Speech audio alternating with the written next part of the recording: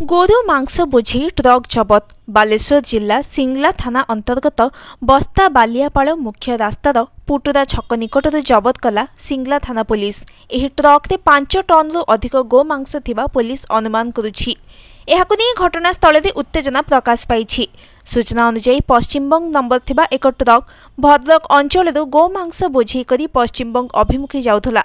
कौनसी सूत्रु खबर पाई बजरंग दलर कर्मकर्ता माने 60 नंबर जातीय राजपथर गांधी छक निकट रास्ता अवरोध करी ट्रक को अटकाइबाकू चेष्टा करथिले। मात्र ट्रकटी राजपथरे न जाई बालियापाड़ रास्ता दे खसी जिबाकू उद्यम करथिला। ट्रकटी द्रुत गति जाउथबा बेले घन कुहुड़ी जोगु पुटुरा छक निकट रास्ता पार्श्वरे थिबा गछकू धक्का दे अटकी जाइथिला। दुर्घटनाग्रस्त हेबा परे ट्रक छाड़ी ड्राइवर एवं हेल्पर चंपट मारिथिले। खबर पाई सिंगला पुलिस घटनास्थल में पहुंची ट्रक को जबत कर थाना को आनी। प्रतिदिन राजपथ दे बहु संख्यार गोमांस बोझी गाड़ी पश्चिमबंग को जाउछि बोली अभियोग करिसेंती बजरंग दल कर्मकर्ता। गोमांस पश्चिमबंग को चोरा चालान हेउथबा बेले पुलिस अभियुक्तों को धरिबारे विफल होइथिबा नै दीर्घ दिन धरी अभियोग होई आसुछि। अनेक थाना अतिक्रम करी गोमांस चालानकारी माने अन्याय आशरे ओडिसा जाई पश्चिमबंग रे पहुंचुछंती। एथिरे संपृक्त थिबा लोकंको विरोध में कार्यानुष्ठान ग्रहण कराजिबाकू दाबी करिसेंती बजरंग दलर कर्मकर्ता।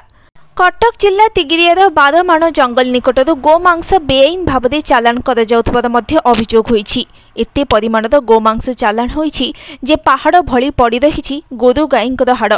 पुलिस एही घटनार तदंत करुछि। तेबे गोमांस राज्य बाहर को चालान हेउथला ना राज्य भितरी विभिन्न जिला को भी पठा जाउथला ताहा जणा पड़ी नाही। तेबे अन्य एक घटना रे भल मटन मिल पई प्रसिद्ध लाभ करिथिबा साखी गोपालर जया होटेल विवाद घेरकू आसीछि।